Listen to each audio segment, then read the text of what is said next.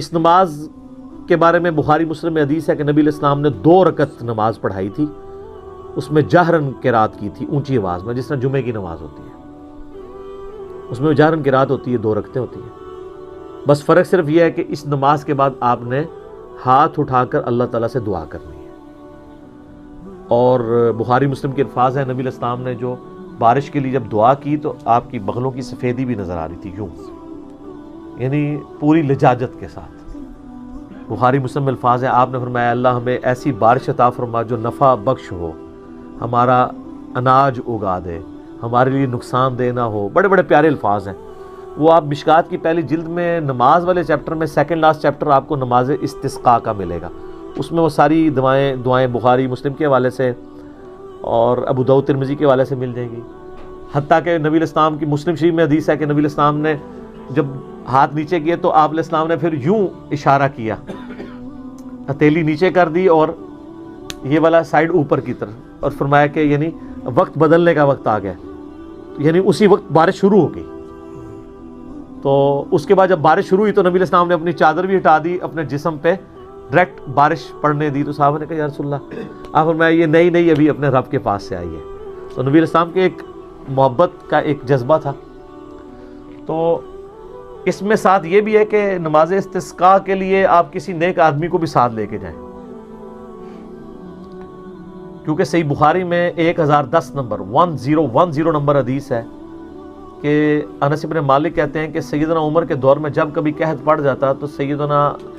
عمر فاروق رضی اللہ تعالیٰ عنہ عباس ابن عبد المطلب کو لے کر نکلتے باہر نماز استسقاء کے لیے۔ اس کے بعد دعا کرتے کہ اے اللہ، پہلے ہم تیرے نبی کو لے کے آیا کرتے تھے، ان سے دعا کروایا کرتے تھے، وہ ہمارا وسیلہ تھے، اب ہم تیرے نبی کے چچا کو لے کے آئے ہیں، ان کی دعا کی برکت سے ہم پہ بارش نازل فرما۔ اور انس بن مالک کہتے ہیں جب کبھی بھی ایسا ہوتا تو بارش نازل ہو جایا کرتی تھی۔ تو نیک لوگوں کی دعا کی برکت سے بارش مانگنا اللہ سے،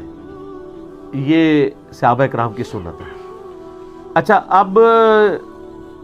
ضروری نہیں ہے کہ بارش ہو جائے تو وہ نیکی ہے، ہو سکتا ہے کسی اور کی وجہ سے ہوئی ہو۔ وہ صحیح بخاری میں آتا ہے نا کہ ایک وقت کے پیغمبر نکلے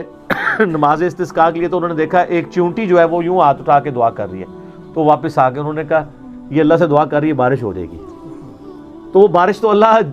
وہ نہیں ہر ایک کوئی اپنا ہی کریڈٹ لے سکتا ہے کہ یہ اس کی وجہ سے ہو گئی ہے، اس کی وجہ سے ہو گئی ہے، وہ تو اللہ کی مرضی ہے۔ لیکن ان لوگوں کے لیے ضرور لمحہ فکری ہے جو نگاہ مار کے ایسے کر دیتے ہیں،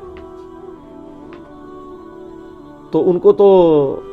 چاہیے نا کہ نگاہ مار کے بارش کروا دیں۔ دعا ہی ہے، اب دعا ہی کر سکتے ہیں، اللہ کی مرضی قبول کرے،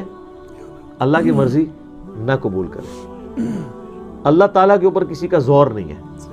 صرف آپ لجاجت ہی کر سکتے ہیں۔ تو نماز استسقاء کے لیے 2 رکعت پڑھیں گے، جہرن قرات ہوگی اس کے بعد اجتماعی دعا کی جائے گی، اللہ کے حضور مانگا جائے گا،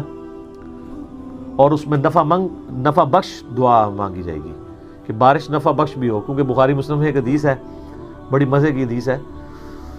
جمعے کے خطبے کے دوران ایک شخص کھڑا ہوا کہ یا رسول اللہ، ہلاک ہو گئے مویشی، بھوک سے پیاس سے مر رہے ہیں، بھوک سے اس لیے کہ بارش نہیں ہو رہی تو غلہ نہیں اگ رہا، آپ اللہ کے حضور دعا کریں بارش ہو جائے۔ نبی علیہ السلام نے دعا فرمائی۔ صحابہ کہتے ہیں کہ ہم جب گئے تھے تو چلچلاتی دھوپ تھی، جب نماز پڑھ کے نکلے تو اتنی تیز بارش کہ بڑی مشکل سے گھر پہنچے، اور بارش ایسی شروع ہوئی کہ پورا ہفتہ بارش ہوتی رہی، حتیٰ کہ ہمارے گھر بھی ٹپکنا شروع ہو گئے۔ اگلے جمعے وہی بندہ دوبارہ کھڑا ہو گیا، یا رسول اللہ دعا کریں یہ بارش جو ہے نا، اچھا وہ بڑا سیانا سی جائے، انہیں نہیں کہا بند ہوئے نا، اسے کہا رسول اللہ یہ دعا کریں یہ بارش ہمارے گھروں پہ نہ ہو، سائڈ کی زمینوں پہ ہو، کیونکہ گاؤں ایریا کی سٹرکچر اسی طرح ہی ہوتی ہے نا کہ گھر سینٹر میں، زمینیں باہر۔ تو بخاری میں الفاظ ہے نبی علیہ السلام نے دعا فرمائی، آپ نے یوں انگلی سے یوں بادلوں کو اشارہ کیا تو بادل پھٹنا شروع ہو گئے، اور ارد گرد مدینے کے ارد گرد زمینوں پہ بارش ہوئی، اور جو شہری علاقہ تھا جہاں پہ مکان تھے وہاں پہ بارش نہیں ہوئی۔